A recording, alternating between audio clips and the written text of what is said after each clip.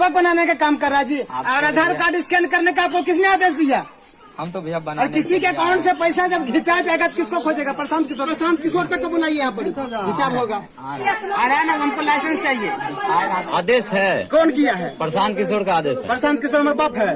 आप दिखाइए, आप कौन आदमी है? हाँ, मैं जनसुराज पार्टी की तरफ आपके पास लाइसेंस है कि पता डीएम साहब आपको आदेश दिया है घर में जा जाकर सबको आधार कार्ड स्कैन कीजिए?